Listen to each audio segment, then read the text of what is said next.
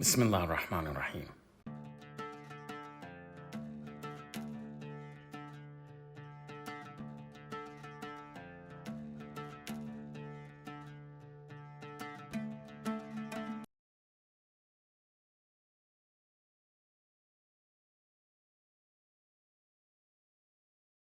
Salam, hello, peace to you all, and welcome back to another edition of the continuing series of the names of God. This is the fifth episode in our series.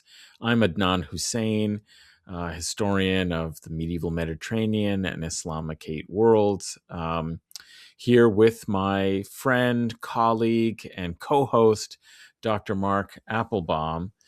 Marc, it's great to see you. Why don't you tell listeners who have not spoken with us for a while or listened to us speaking to one another for a while on this series, who you are? Let's reintroduce ourselves. Great. So happy to be back. And I'm a phenomenological psychologist. Uh, that's a whole mouthful, isn't it? Basically, it's exploring the meaning of lived experiences, whether those are experiences that are related to consciousness or religious experiences or everyday experiences. So that's my background in terms of scholarship. And in that context, I've particularly focused on meditative experience and been both engaged in phenomenology and in Sufism for more than 30 years at this point. Yes, and that's the special insight that you bring to the discussion of the names of God that we've been considering for the last four episodes. These are, of course, the designations that you find in the Islamic devotional, Sufi mystical tradition of spirituality, of the names upon, that you can call upon God.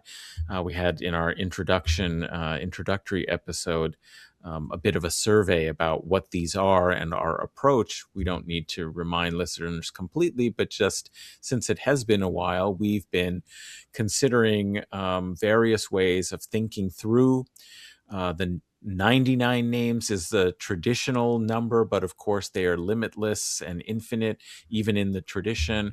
Mm-hmm. We have been following the incidences and appearances and mention of names and descriptions or attributes describing God that are recognized by Afif ad-Din al-Tilimsani in his major work, The Divine Names, a mystical theology of the names of God in the Quran, that follows.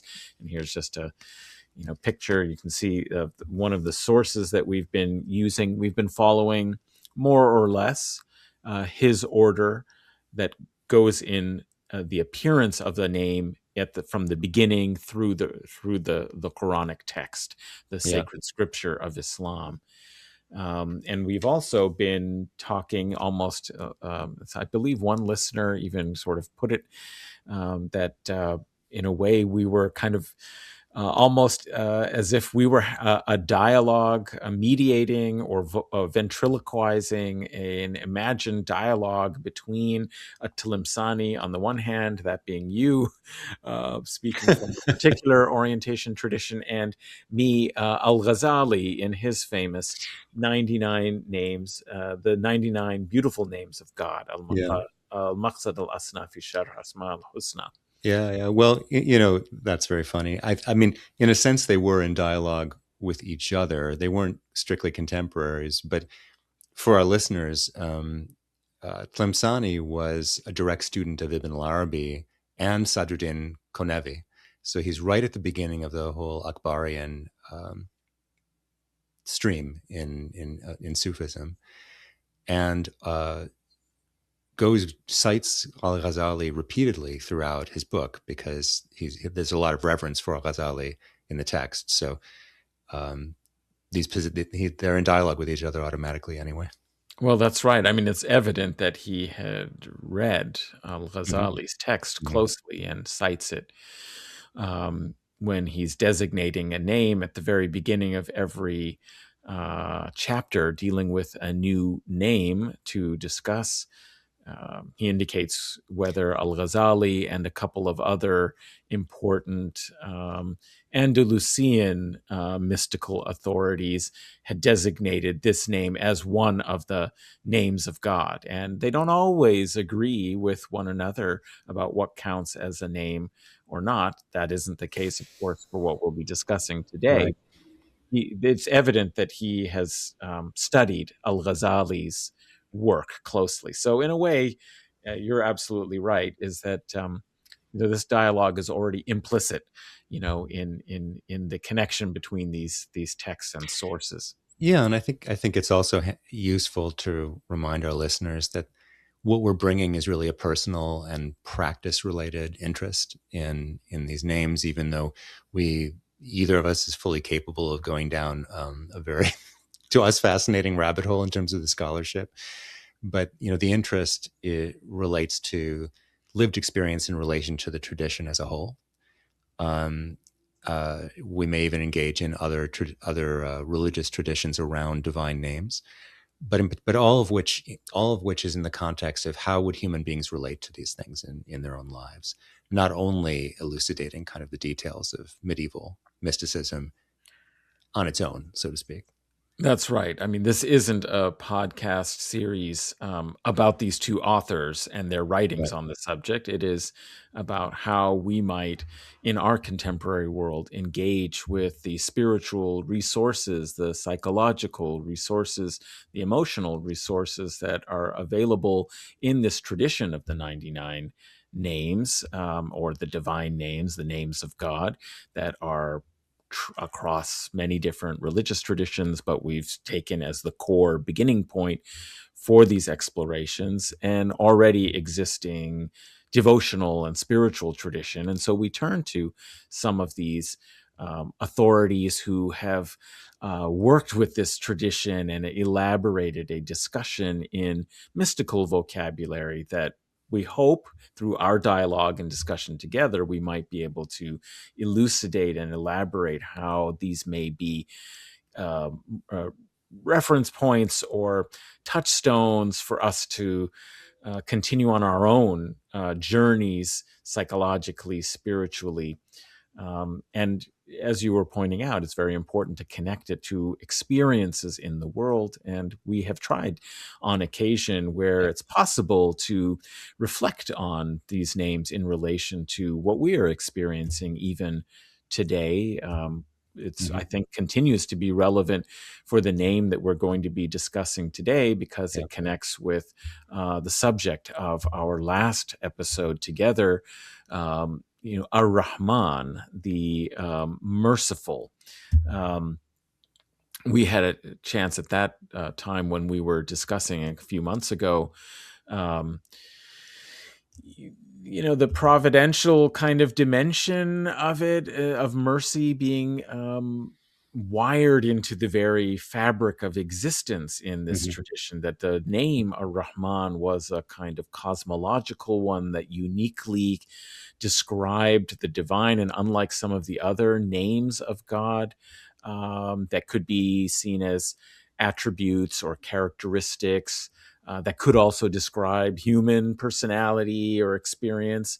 Yeah. Ar-Rahman is a very unique, like the name Allah, Hmm. um, a very unique one that relates to this kind of universal cosmological existence. And yet, if that is founded in some sense of mercy, Hmm. we were struggling and discussing with how to Yeah. deal with emotionally the ever existing, palpable experience of suffering existentially, but also even specifically in the world that we inhabit. Yeah. Um, Yeah. so, In fact, in Tilimsani, as in the other Akbaris, it's the Rahman, or specifically the Nafsa Rahman, the breath of the Merciful, that is said to bestow being on all beings, on all existence. So, from that point of view, and this is what we were getting into last time, what does it mean to conceive of all the beings and ourselves and everything we see in this world as a kind of an endowment or a gift from an outpouring from that's merciful, that's intrinsically merciful. That's wonderful to recall that discussion. And I think you pointed out to me a passage that we might have discussed last time, but that you wanted to bring to attention again in this conversation that is from Tilimsani's al-Rahman. Mm-hmm. Um, Maybe I'll just read what you pointed Sure. out, and you might want to elaborate on some on the comment you just made in relation to this quotation. So Sure. Tilimsani says, "The closest thing that is ascribed to the All Merciful, that is Ar-Rahman, is the breath, which the blessed prophet called the breath of the All Merciful. Mm-hmm. For it is a movement of being through which, from which, and in which all existence, all existent things are determined, Mm-hmm. keeping in mind that all does not really pertain to existence, Right. since all denotes infinity." Right. Wow. Well, this is already like jumping into the deep end uh, for anyone listening right now. Yeah. So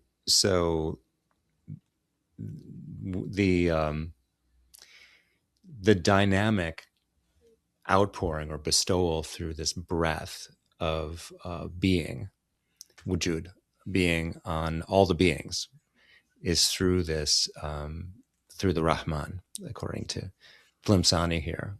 Um, and I loved that phrase, through which, so by means of this outpouring of mercy, from which, so it's from Mm, this merciful source, and in which, so in which all existent things are determined. So somehow we're in a field, you could say, if I'm reading him properly, that's both originating in this outpouring of mercy, of being and merciful, being as mercy from the divine source. But it's not, this is again, not a view that we are separate entities that have our own self-subsistence. In among the Akbaris, we have a kind of provisional existence that's being gifted to us in a moment-to-moment basis from the source of being. And this, so this is mm. a very dynamic process that they view as going on repeatedly. So there's this constant creation idea in Sufism of always being at the receiving end of existence, of our personal existence, and the witness to the ongoing existence of everything else that's constantly arising around us. So that's the bigger picture. And being itself, which he points out, is not comprehended, not contained with any of this, because the source of that being is infinite and beyond us, transcendent to us. Something Yes. like that. How's that Yeah, for a yeah. start? Well, I mean, we're talking theosophy, cosmology. This is Mhm. very difficult to grasp in a programmatic sort of way. I mean, and that isn't necessarily the goal to elucidate it programmatically, but more, Right. as you're pointing out, experientially. And something we had said when we were talking about this passage, at the end of that paragraph. And something that maybe captures a little bit of the relationship between Ar-Rahman as a name that we discussed in our last episode and the subject of this episode is Ar-Rahim, Hmm. um, the compassionate. It's very closely connected and has the same root, and both our commentators notice this and Hmm. found a lot of their discussion and association of the two names and the distinction between to be made between them Hmm. on the root ar-Rahma, Yeah. mercy, which comes from that three-letter root rahama Hmm. meme raha meme as raham, the womb, this maternal encompassing enveloping sort of sense of mercy.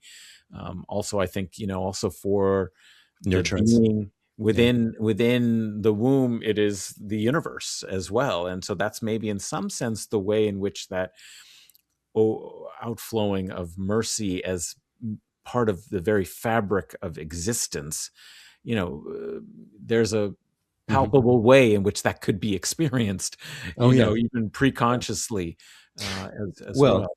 absolutely. I mean, I think, in fact, that's a great point, because for any um, Gnostic tradition or meditative tradition like Sufism, the claim that's being made is not that this is a doctrine that simply stays at the level of ideas or doctrine, but rather that what's being outlined is to be discovered and verified through, well, marifa would be the term, but one of the terms would be marifa, which we could render as like personal acquaintanceship.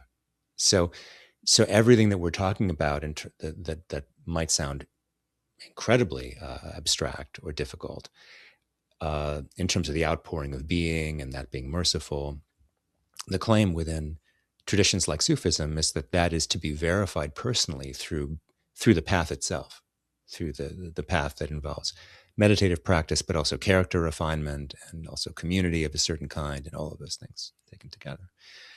So yeah. So thank you for mentioning that part of it. It's not meant to hang out in outer space as an idea somewhere. Right, right, right.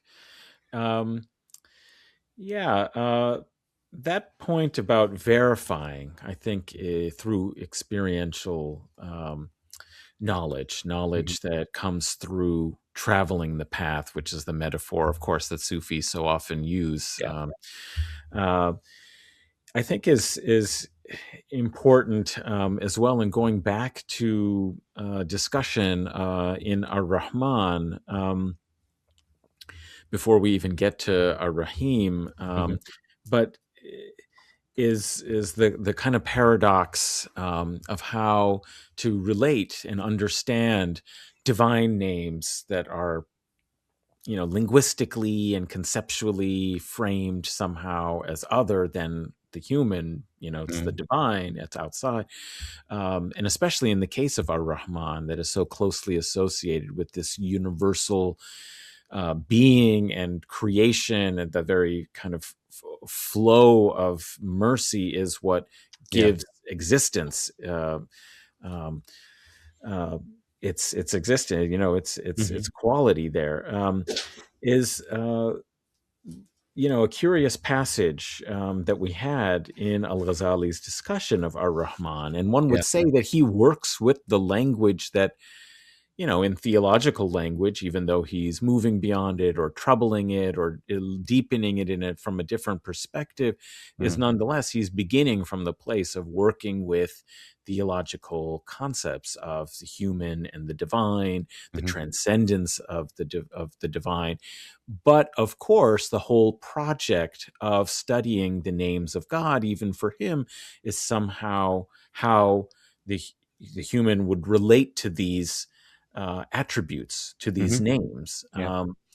and somehow make them part of their spiritual existence. And I think you've characterized, I think, that the dominant approach or mode would be how can the human, and I think we discussed it, that al-Ghazali himself in his Hmm. his prefatory remarks before discussing individual names lays out some of these approaches, and says, it's about how do you imitate in the way that's appropriate the divine name, right? Hmm. The human imitation of the divine in some fashion, where it's possible, where it's appropriate, what that means to acquire the name, right? Hmm. So that was the language I recall from the outset. How does one acquire the name, and what does that mean? How could one possess the divine name? This is something that already Hmm. might trouble some of his audience, or Yeah. a conventional theological sort of understanding. But he, himself, um, it's at times has hints and allusions or passages that he might not develop in great detail and elaborate on, but that give a sense that for him, the reality he's speaking of goes well beyond this dichotomous kind Yeah. of set of terms. And one um, Do you think, let occasion, me ask you a yeah, go question ahead. about that. Do you Yeah. think that, I mean, I think that both Ghazali and maybe Maimonides differently, they're definitely operating in a medieval society that believes that most people are not qualified to really enter into a discussion or of these at this level, right? It's only the few. I mean, that might be because only the few are interested, but but I think it's also because in those societies you ran a huge risk in opening up questions that might get you into theological hot water in your community. Well, and I would say even also that there is, despite an egalitarian ethos of the universal Hmm. human mission of Islam as this, alignment of oneself with the will of God, and Hmm. everyone should have access and be capable of doing so. And the fact that these societies also didn't have, for example, a hereditary aristocracy and nobility. Nonetheless, despite those components that would Mm. tend toward the egalitarian, uh, they're full of hierarchies, and Right. it's just understood that some people have and that people have maybe even different positions. Maybe you wouldn't think of it as hierarchical, but they have different roles in the social division of society. The division of human beings in society, and those look a little hierarchical. Some Hmm. people are rulers, and others are ruled, and so on, and they accept that that's the way the world is, and they Yeah. naturalize that in their kind of Yeah. conception. So do you think? So I don't want to take you away from the point that you're about to go to in Ghazali, but which seems to be about the relationship with the names or a name that might be have been controversial at his time, and the way in which he talked about that. Is that where you're going with?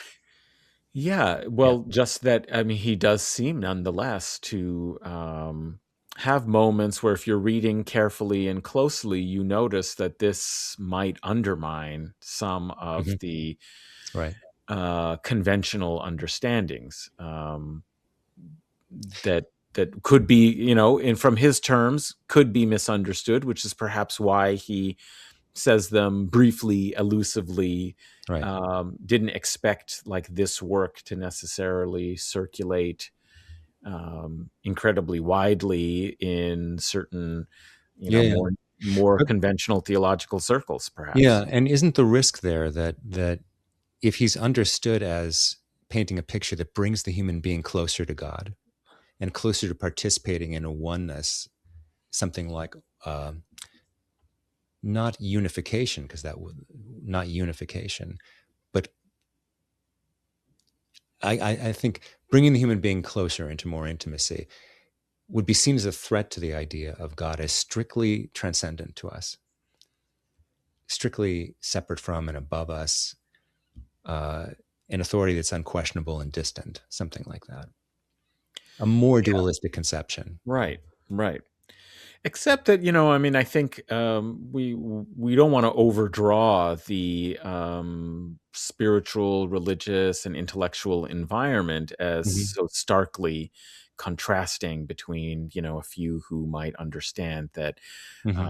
this understanding of God's transcendence has to be mediated by a sense of the human's connection to the divine. There's Sufism as a devotional and spiritual orientation is increasingly well known, popular, reconciled in various ways with aspects of Orthodox religious culture. So there's already been, it seems to me, something of a revolution of recognizing and understanding that um, God is closer to you than the jugular vein, right? These kinds of hadith and Hmm. verses that Hmm. Sufis were interested in because they opened up possible ways Yeah. of connecting with the divine. These Mhm. are becoming, more commonly interpreted, perhaps, in ways that allow for this exploration. It's just that when you talk, it seems to me, about something like the passage that I wanted to remind us that we had briefly Yeah. discussed last time, Yeah. that definitely opens up disconcerting potentially possibility. Well, even to somebody who would be open to it, it's an awesome suggestion that he's proposing here, that it, and that sense of awe, is both wonder, amazement. It troubles the boundaries of our conceptions, and it dislocates you from your normal everyday sense of reality and existence. Mhm. And that, you know you can embrace that, you can pursue it, but you can also feel like, wow, this is I'm on the cusp of something that has possibilities that I cannot even fathom what those might be. And that can be, a little both exciting and a little, scary for people, Well, destabilizing, scary, destabilizing. Yeah. threatening. Is this okay? Like, does this Right. actually fit? Like, dare I, dare I even Well, open up that's to that why yeah, possibility? that's why so many of these accounts of Sufi mystics, Yeah. their experiences, when they relate them, and we have them preserved, in the form of writing that we Mhm. can consult, Yeah. hundreds of years later, they very often are accompanied by these doubts. Was that a real experience? How should I take that? If that's really real, what does that mean, for everything else? Mm. I saw myself in this journey in other worlds, in meeting and having contact with beings and personages and identities that are not accessible to me in everyday reality. How did that happen? Why did that happen?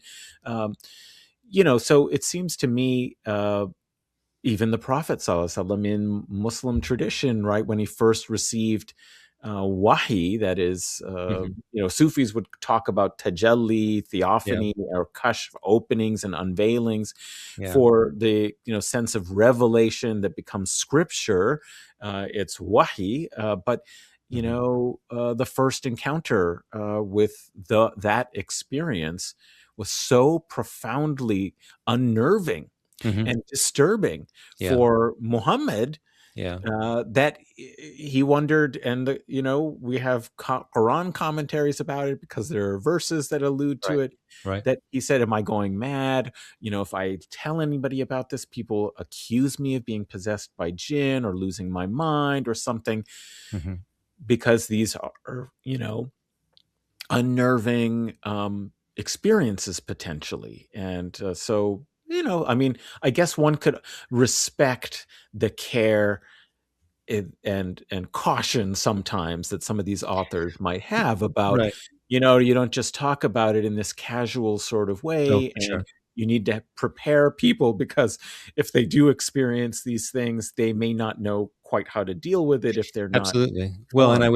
I would say that carries straight through the tradition, uh, that that questioning of one's own experiences and the need for, well, I mean, just to take an example from Ibn al-Arabi, he has a whole book which is basically an index of different kinds of, well, today we would call, just extraordinary kinds of experiences, right? Altered states, we might call them today. Mhm, It's a mhm. whole list. It's like maybe more than 100 different examples of different qualities of experiences. And after each one, he says, if you have this experience, you can't rely on it. Mhm. And it doesn't, what he's not saying is it's not truthful in some particular way.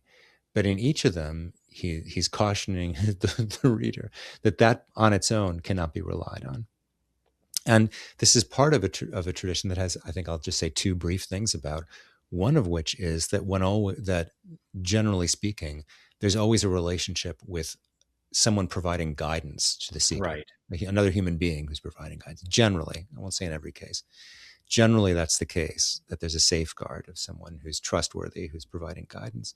Secondly, um, again, among the Akbaris, I'll just keep it to that. There's levels of certainty around experience that are sort of classical. The first being the knowledge of certainty, ilm al-yaqin, Hmm. which is like an understanding, but it's still understanding about. It's still understanding about. The second being ayn al-yaqin, which is an opening or an experience of certainty around on the way, let's say. But it's still it's like an opening into the life of that person that grants a different sense of certainty, but uh, it's passing. I mean, it endures as a taste of something, but it's not the end. Hmm. And the third level of certainty being haq al yaqin, or the actuality or the reality of certainty, which is more that the certainty is so thoroughly manifesting through that person that it sort of becomes the default, you could say, in more contemporary terms, for their worldview, for their grasp of the world around them. Um, so all of that might have seemed like an excursion, but it's just to say that everything that Adnan has laid out about the awareness of fallibility, the caution about inflation, what psychologically we would call inflation, Hmm. like getting really overly grandiose, having had some like opening in practice. It's all built. It is built into the tradition, and I think that the prophetic model is right there for them, for sure. That you started with. Yeah, Yeah. yeah. Well, it's so interesting that these levels of certainty. I mean, that of course, if we think about al-Ghazali and his biography, it was the kind of crisis about how to Right. know and understand what could you really rely on as certainty Yeah. of truth or certainty in knowledge. Led to the crisis that sent him on this path.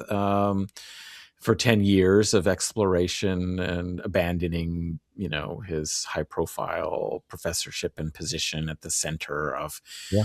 the Muslim empire at the time, at the most elite, academy of the time, as the top professor, right? So he had a lot that he gave up as a result of this kind of crisis, and that he Yeah. needed to experience and explore in order to feel any of those levels, I think. So it's interesting then that he, says when he's talking in the passage that we come to, that Hmm. he says man's share in this name should be for him to become godlike to Allah, Hmm. by which I mean that his heart and his aspiration be taken up with God, great and glorious, that he not look towards anything other than him, nor pay attention to what is not he, that Yeah. he neither implore nor fear anyone but him. How could it be otherwise? For it had already been understood from this name that he is the truly actual existent, Hmm. and that everything other than he is ephemeral, perishing, and worthless except in relation to him. Hmm. The servant sees himself, first of all, as the first of the perishing and worthless, as did the messenger of God, may God's grace and peace be upon him, when he said, the truest verse uttered by the Arabs was Labid's saying, surely everything except God is vain, and every happiness is doubtless ephemeral. Yeah. So I ended up reading a little bit more than perhaps I needed for the main point, but the main point there was that he introduces a kind of concept that I certainly didn't expect I would find, in al-Ghazali, as really the apex of this method of like, well, what is the meaning of acquiring the name? In this case, he's saying is that, Hmm. you Yeah. know, you have, and it's an actual Arabic word based on the word Allah, Hmm. with the divine name, the uniquely divine name. Hmm. Um, of ta'alluh, that is taking on some aspect Yeah. of for oneself of being, right? Yeah. So it's more than imitation, it's something else. And he goes on to describe it in a kind of interesting way that maybe in some ways tries to recover Yeah. that, you've kind of stretched out to say, that it's becoming to Allah, but then, making Well, sure to sort of restore some sense of the proper boundary of I don't know how identity. this is going. I don't know how this is going to sound, but I mean, would godification be something like a sloppy rendering for that word? Do you know Maybe. what I I mean, mean? that is the kind of like Pretty the close. Arabic form could be rendered something Yeah, like yeah, that. yeah. Yeah, So what could yeah. this, right? So what could that possibly mean? I mean, the by the way, the exact parallel there between Ibn al-Arabi and al-Ghazali is in the spirit, to my mind at least, of that statement that of the relative emptiness of everything other than he. Yeah. So it's like everything perishes except his face. You know, it's like Yes. this sense. Now, that could be read in from a sort of a, let's say, diminishing perspective as rendering humans worthless, right? Like if we were if we were kind of in a blaming condition, Yeah. we could say, "Oh, Mhm, wow, that mhm, beings are pretty lowly, aren't they?" Right? mhm, mhm.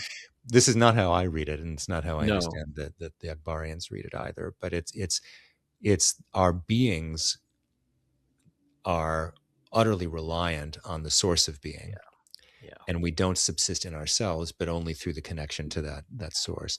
But I mean, human psychology being what it is, the full range of interpretations is available to anybody. Mhm, If you know what I mhm. mean. Yep. So, depending on one's own condition, like today we'd say one's own psychology, one's own psychological condition at a given moment, one can relate to these statements in a wide, wide range of ways.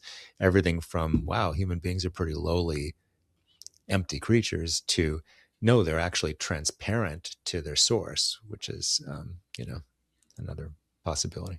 Mhm, mhm. Yeah, yeah. Well, I think Yeah. he's wrestling with how you get to talking about Yeah. being transparent to the source Yeah. Yeah. Yeah. without it seeming like he's just erasing all boundaries that Right. might not work for many in his audience, right? So that's kind of the point. And Um, lest just a footnote here, like lest our listeners think we've strayed completely from Rahman and Rahim right now. We're actually, to my mind, following the trajectory of the way those two names are interrelated, yes. at least according to Tlimsani, because the outpouring of being is associated with Rahman, and for him, the return through remembrance to remembrance of God's oneness and one's own relationship to that is through Rahim, and we'll get there. We'll get there. Yes, and we probably, should make a move there because it does recall. I do think that this discussion maps well onto the relationship between al-Rahman and Rahim. Mhm. Al-Rahim, which is what we want to transition to, is really exploring now uh, how to understand Rahim through the previous discussion that we've had.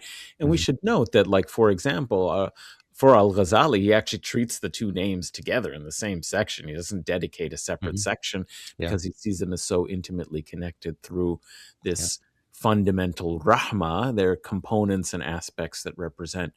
And so he actually treats them together, whereas Tilimsani separates his discussion, but much of what he says in ar-Rahman is is necessary for appreciating the brief section that he has on ar-Rahim. But Yeah. it reminds me just what you were saying now, Mhm. Mark, Yeah. is the end of that paragraph that had the quotation that we talked about the breath of the all merciful, Mhm.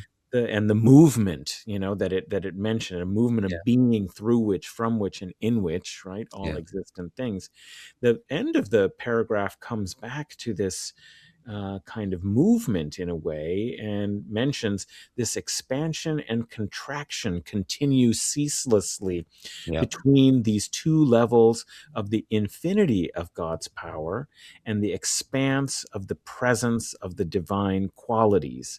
Yeah. And it was this expansion and contraction of the breath, I think, that got us from the expansion of, like, the flow of creation, and then the contraction is the moment of coming back, which I think is where you were trying to take us, with where Rahim kind of has its particular Yeah. qualities within this Rahma. I'm wondering what you would say about Tlimsani's point there. Yeah. So Um, so what Tlimsani says, I'll quote him as best I can about Rahman and Rahim, is that he says every Rahma, that every let's say mercy that appears in existence is called Rahman, as long as separateness or distinction still leaves a trace in the perception of the perceiver. Mm. So let me just say that again. So we call Rahma, we call mercy Rahman, as long as there's separateness or distinction, but leaving a trace in the perception of the one perceiving. That's the human who's perceiving. Mhm. Mhm. So that applies to the manifestation that any of us could have of being on the receiving end of Rahman. Then Tlemceni says, but if separateness leaves no trace, then it's Rahmaniya, in that the witness is annihilated in the witnessed. So again, now this is again, imagine that he's speaking about people who are in a lifelong path of spiritual seeking, a meditative path of spiritual seeking. So if they have so returned, like engaged in that return to their source, that separation or separateness leaves no trace for them, no perceptual trace of separateness for them, then the witness is annihilated, and the word is fana, right? Mhm. The witness is annihilated in the witnessed, in that which is Yeah. witnessed, which is God, the real. So that's like where Rahim goes. See, so the Yeah. second part is Rahim. So it's like Rahman is this beautiful, this outpouring, this bestowal of being. The Rahim is that effacement in the return to oneness. Now, this is not presented in this tradition as a permanent state of being effaced.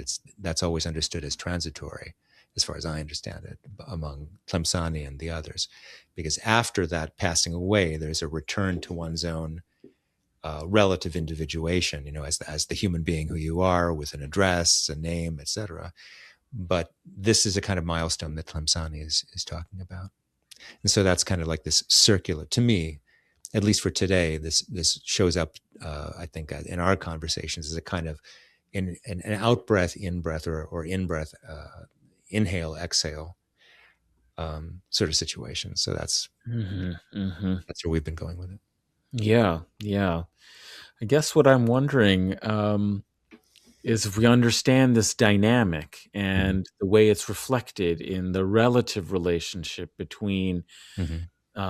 the all merciful and the compassionate, or the ever merciful, which is a translation that Mm-hmm. is given, in the Tlimsani translation. Yeah. K-Swift. Yeah, that if we think of if we understand that dynamic as two components of this larger circle, that is,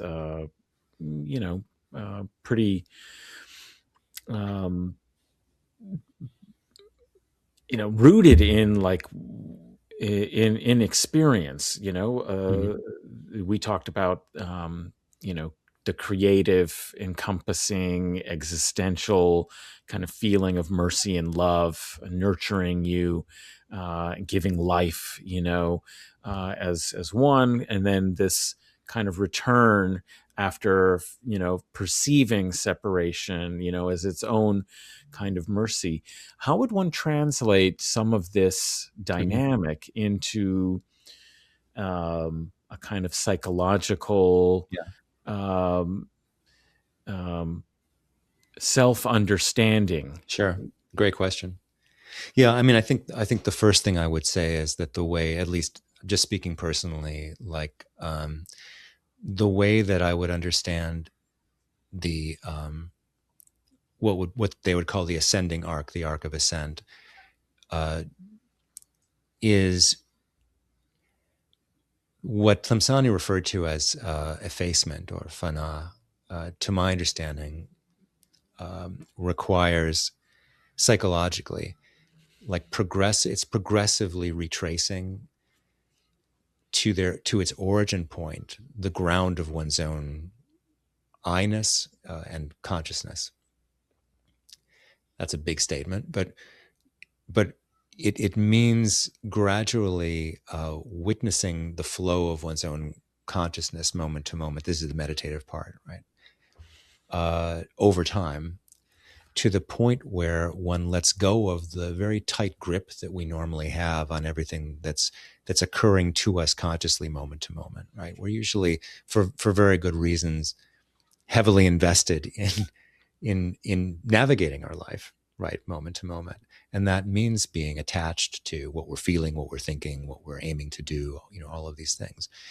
But as anyone in any who's had any meditative experience, even at the very simple level of kind of a mindfulness practice, would know that that involves pausing from everyday activities long enough to begin to notice from a more disengaged witnessing perspective those contents that normally we're engaged with and glued to all the time.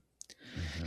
And progressively, in a process of deepening that capacity to witness and to disengage from, temporarily, I guess I'm saying, during meditative practice, but it has after effects, to progressively witness and let go of that tight grip.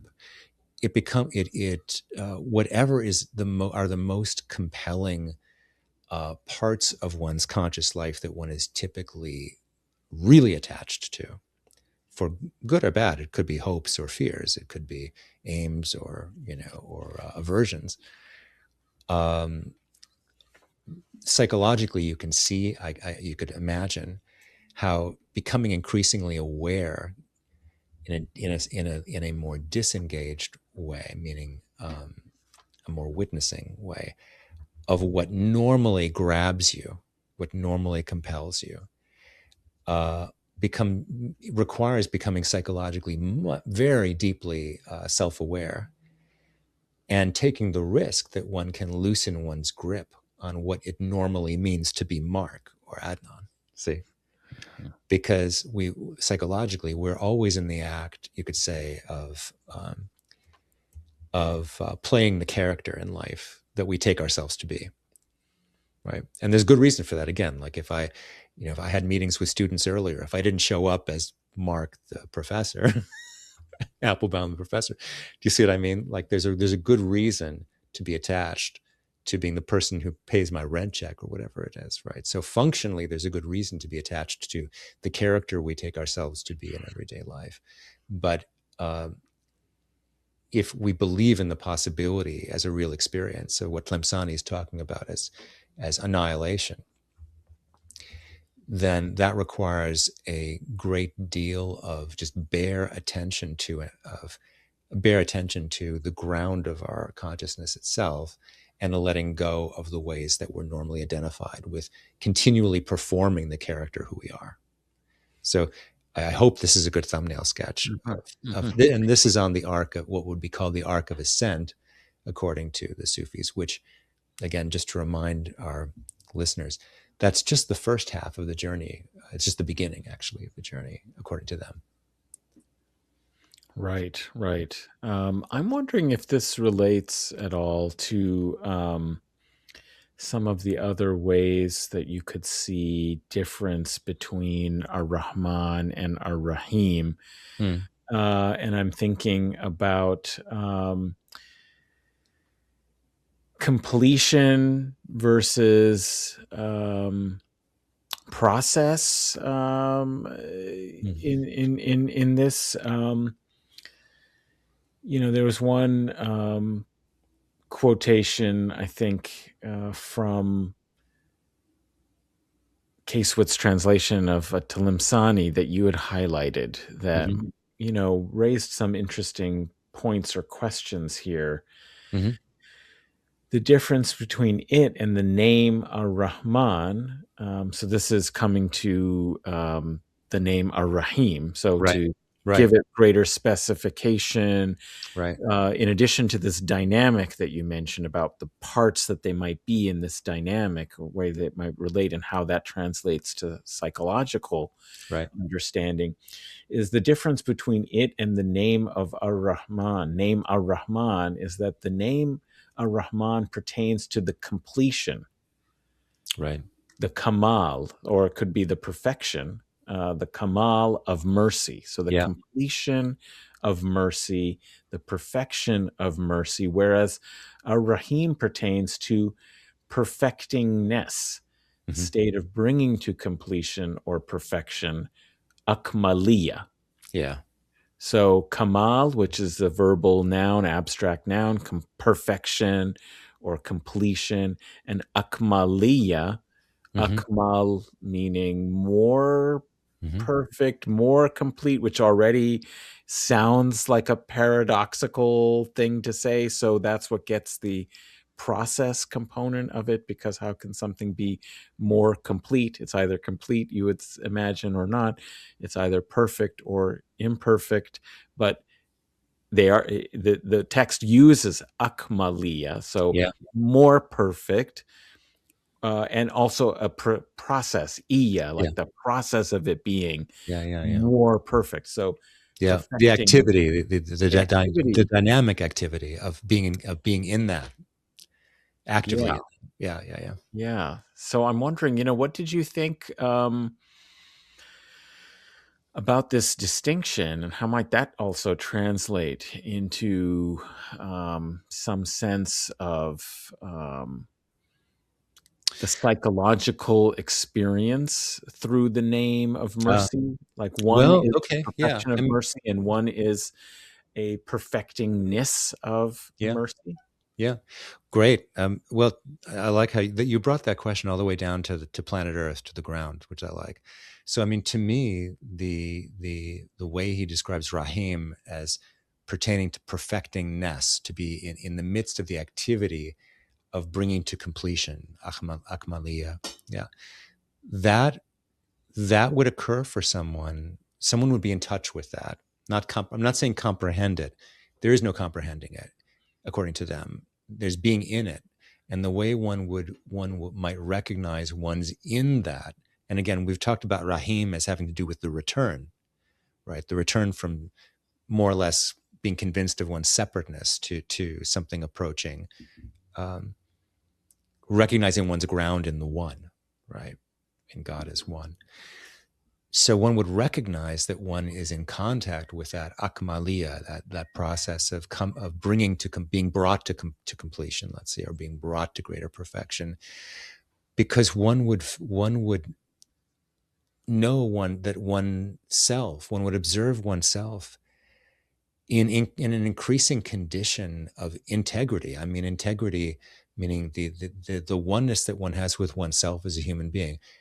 Are my are my feelings consonant with my ideas? Like, is there more congruence in me? A psychologist might say congruence. Is there more congruence between my core motivations and how I relate to people, like the things I say to people every day on the street, how I handle conflicts? Am I more aligned with my core values in the way that I'm relating to people? Not in a mental way. Am I actually acting out of what I most deeply feel and believe to be true? Greater integrity, Mm. and not just greater integrity in like a self-contained way. And this is something that's probably beyond the scope of where we want to go today, but in a qualified non-dual view, like this, like the one we're discussing right now, being more aligned with, in the most intimate way, with what are the core values,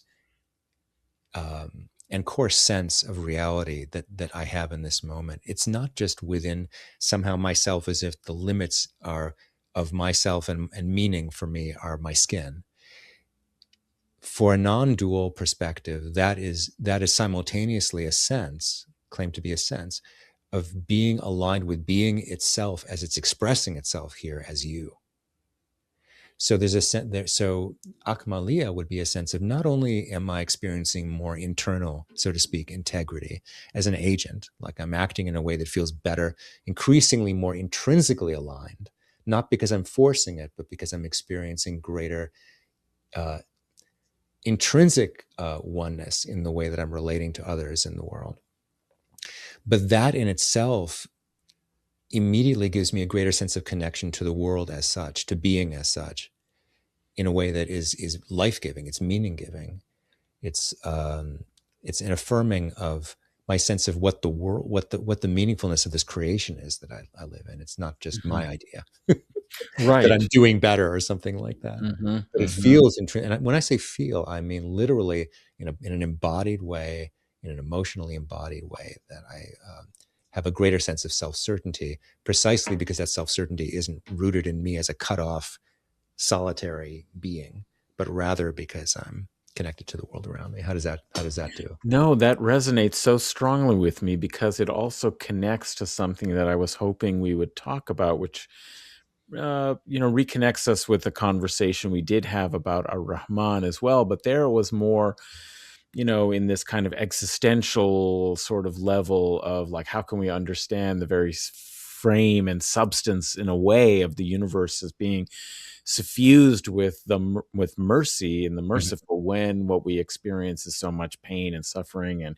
of course genocide, and Mhm. tragedy and oppression, and all of that. And what this conversation seems to open up for me is other components of Raheem being different from trying to describe this universal condition, and more, Mhm. at least more accessible to me, of the subject experience of Yeah. that kind of connection with others and the world, that's grounded on a sense of mercy, on a sense of empathy, on a sense that the empathy, the pain and the suffering that Yeah. we are actually experiencing as we engage with the world, and we feel and observe the suffering of others, is because we Yeah. have this empathetic kind of characteristic that opens us up to that pain and suffering.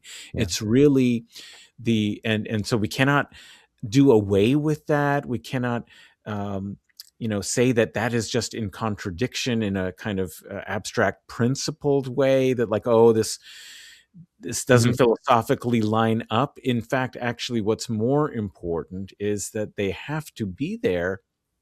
There has to be that mercy, Rahim, in order for us to even actually experience and understand the suffering that others are experiencing, and that we experience through empathy, through mercy. If you Yeah. didn't have that as part of your human kind of condition, then you wouldn't think, you wouldn't even recognize, maybe you wouldn't even recognize that there is a problem, that where is justice in the world, why is there evil, why is there suffering, when there's all this mercy is supposed to be this first principle of actual existence.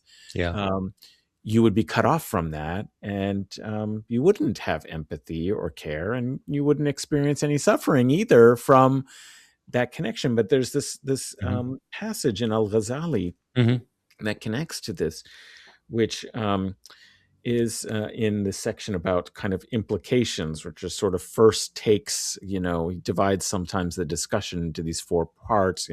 First, an exposition of the name, maybe sometimes even talking about the root and just Mhm. kind of dictionary meaning, kind of, and theological meaning. But then implications, which is then some like, well, if this is the case, what that might this lead to, which is a little bit deeper and more interpretive. Mercy is not without a painful empathy, Mhm. which affects the merciful Yeah. and moves him to satisfy the needs of the one receiving mercy. Mhm. Um, Yet the Lord, praise be to him, Most High, transcends that. So you may think that this diminishes the meaning of mercy. And this is the kind of like, contradiction and the problem. Mhm. And this is what was relating to ar-Rahman. Um, but then in a slightly later section, he draws a distinction between al-Rahim and al-Rahman in this way, saying that they share in the name al-Rahim, meaning the human share, like Hmm. how we might relate to this Yeah. divine attribute. His share in the name ar-Rahim lies in not turning away from any needy persons without Yep. meeting their needs to the extent of his ability, nor turning Yeah. from any poor in his neighborhood or town without committing himself to them and ridding them of their poverty, Yep. either from his own wealth or reputation, or by interceding on their behalf with another.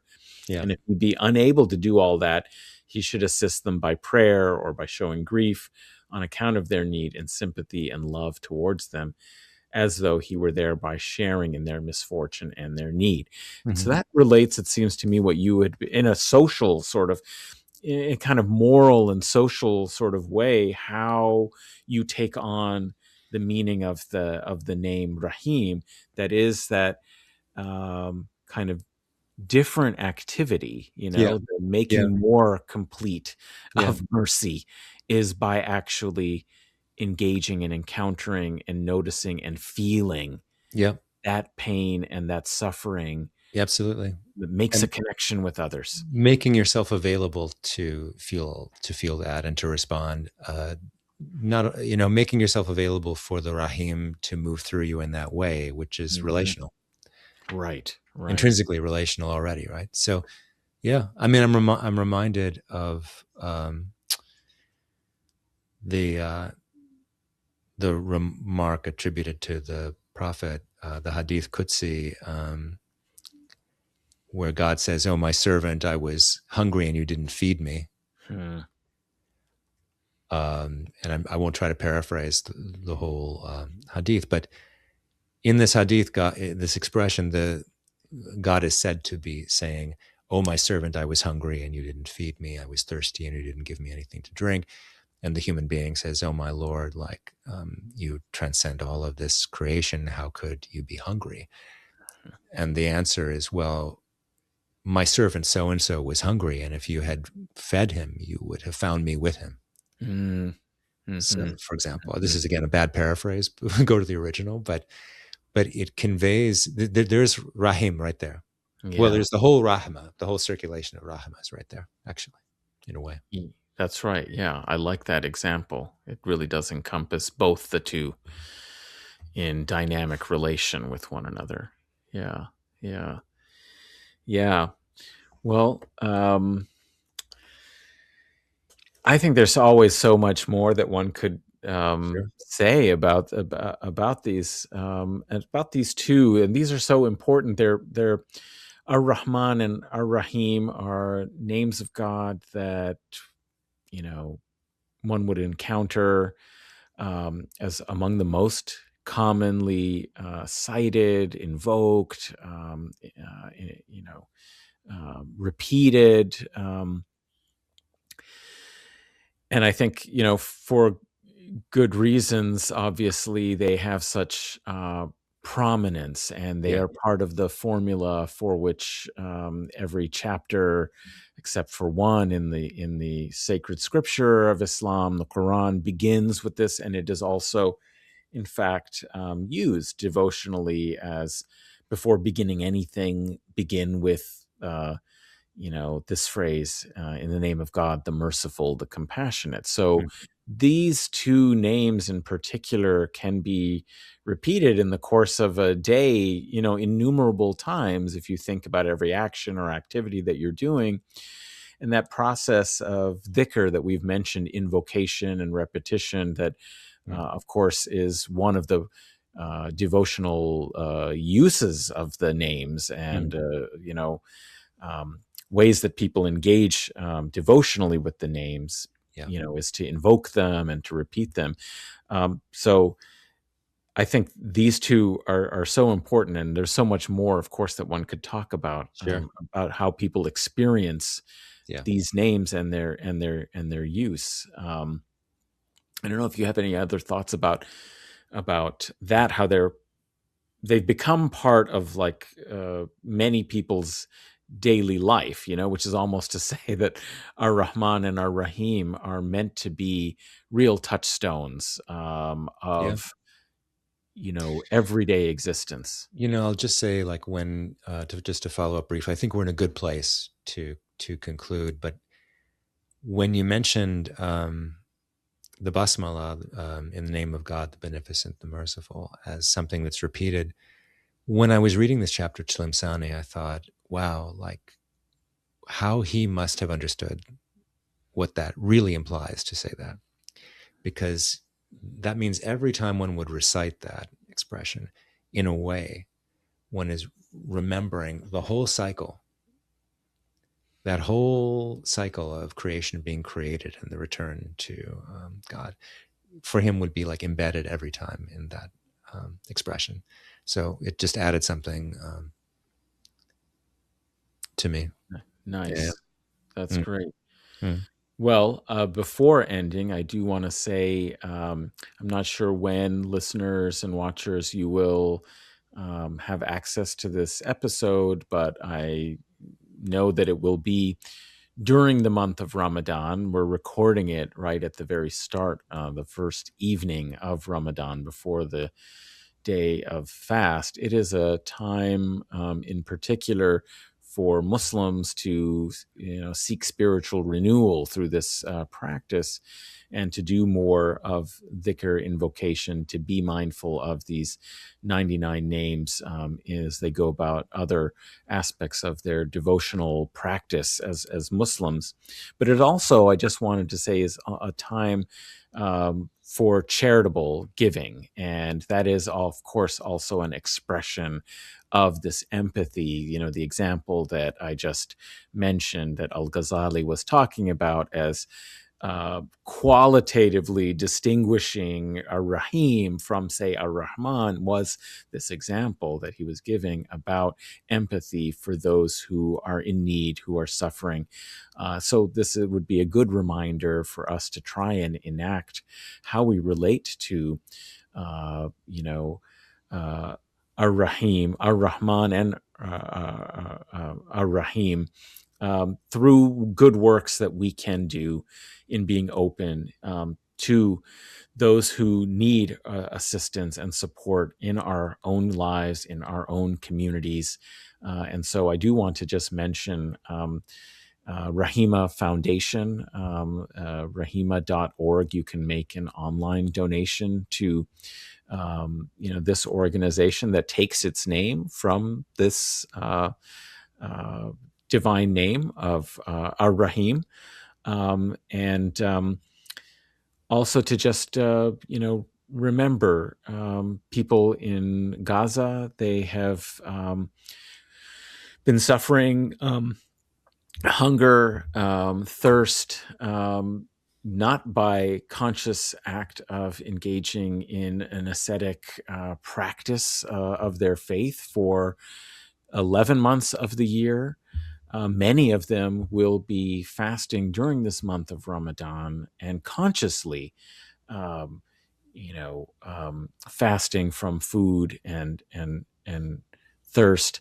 You can donate to the Samir Project. They have they're a Palestinian mutual aid organization that I've had fundraisers for in the past, and am doing so in my office hours program weekly during this month as well, for their Ramadan iftar campaign to raise money to help support uh, collectively. I know there's so many individual appeals that people come across, but I like and appreciate that this is a mutual aid organization that tries to have collective solutions to the problem and to support people on a large scale. So go check out the Samir Project and participate if you can in the Ramadan Iftar appeal. Mark, it's always wonderful to spend some time with you, and even better that we're doing so around something deeply meaningful and important to us spiritually, psychologically, and emotionally. I Yeah, always treasure this time. So thank you so much. my pleasure. To everyone else, thank you for being with us, and look forward to another episode coming a little sooner than this last gap between al-Rahman and al-Rahim, which actually are so closely associated. We probably should have done them close together, but we will do another one, episode very soon in this series, The Names of God. Peace to all of you, and solidarity until next time.